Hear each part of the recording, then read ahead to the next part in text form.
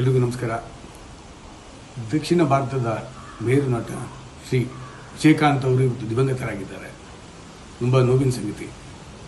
ಇದು ಇಡೀ ಚಲನಚಿತ್ರರಂಗಕ್ಕೇ ಭಾಳ ದೊಡ್ಡ ನಷ್ಟ ಆಗಿದೆ.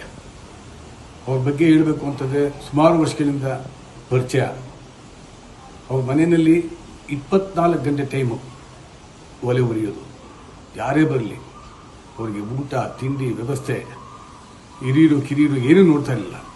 ಅದು ಬಿಟ್ಟು ಎಷ್ಟೋ ಕಲಾವಿದರಿಗೆ, ಯಾರಿಗೂ ಗೊತ್ತಿಲ್ಲದೆ ಸಾಕಷ್ಟು ಕಲಾವಿದರಿಗೆ, ನಿರ್ಮಾಪಕರಿಗೆ, ಹಂಚಿಕೆದಾರರಿಗೆ ತುಂಬ ಹೆಲ್ಪ್ ಮಾಡಿದ್ದಾರೆ. ಒಬ್ಬ ರಾಜಕಾರಣಿ ಕೂಡ ಅವರು, ರಾಜಕಾರಣದಲ್ಲೂ ಕೂಡ ಅವರು ಸಾಧನೆ ಮಾಡಲಿಕ್ಕೆ ಹೊರಟರು. ಅನಾರೋಗ್ಯದಿಂದ ಸುಮಾರು 5 ವರ್ಷದಿಂದ ಥೈರಾಯ್ಡ್ ಪ್ರಾಬ್ಲಮ್ ಆಗಿತ್ತು. ತುಂಬಾ ಕಷ್ಟಪಟ್ಟರು. ಇವತ್ತು ಅವರಿಲ್ಲ. ಅವ್ರ ಆತ್ಮಕ್ಕೆ ಶಾಂತಿ ಸಿಗಲಿ, ಅದನ್ನು ಬರ್ತಲಿಕ್ಕೆ ಅವ್ರ ಇಡೀ ಕುಟುಂಬಕ್ಕೆ ಆ ಭಗವಂತ ಶಕ್ತಿ ಕೊಡಲಿ ಅಂತ ಅಂದ್ಬಿಟ್ಟು ನಾನು ಕೇಳ್ಕೊಳ್ತೇನೆ. ಎಲ್ರಿಗೂ ನಮಸ್ಕಾರ. ದಕ್ಷಿಣ ಭಾರತದ ಮೇರು ನಟ ಶ್ರೀ ವಿಜಯಕಾಂತ್ ಅವರು ಇವತ್ತು ದಿವಂಗತರಾಗಿದ್ದಾರೆ. ತುಂಬ ನೋವಿನ ಸಂಗತಿ. ಇದು ಇಡೀ ಚಲನಚಿತ್ರರಂಗಕ್ಕೇ ಭಾಳ ದೊಡ್ಡ ನಷ್ಟ ಆಗಿದೆ. ಅವ್ರ ಬಗ್ಗೆ ಹೇಳಬೇಕು ಅಂತಂದರೆ ಸುಮಾರು ವರ್ಷಗಳಿಂದ ಪರಿಚಯ.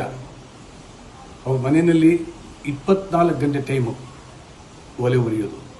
ಯಾರೇ ಬರಲಿ ಅವ್ರಿಗೆ ಊಟ ತಿಂಡಿ ವ್ಯವಸ್ಥೆ ಹಿರಿಯರು ಕಿರಿಯರು ಏನೂ ನೋಡ್ತಾ ಇರಲಿಲ್ಲ.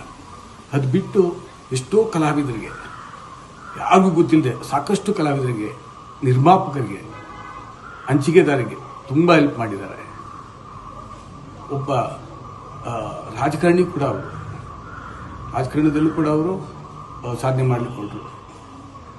ಅನಾರೋಗ್ಯದಿಂದ ಸುಮಾರು 5 ವರ್ಷದಿಂದ ಥೈರಾಯ್ಡ್ ಪ್ರಾಬ್ಲಮ್ ಆಗಿತ್ತು. ತುಂಬಾ ಕಷ್ಟಪಟ್ಟರು. ಇವತ್ತು ಅವರಿಲ್ಲ. ಅವ್ರ ಆತ್ಮಕ್ಕೆ ಶಾಂತಿ ಸಿಗಲಿ, ಅದನ್ನು ಬರ್ತಲಿಕ್ಕೆ ಅವ್ರ ಇಡೀ ಕುಟುಂಬಕ್ಕೆ ಆ ಭಗವಂತ ಶಕ್ತಿ ಕೊಡಲಿ ಅಂತ ಅಂದ್ಬಿಟ್ಟು ನಾನು ಕೇಳ್ಕೊಳ್ತೇನೆ.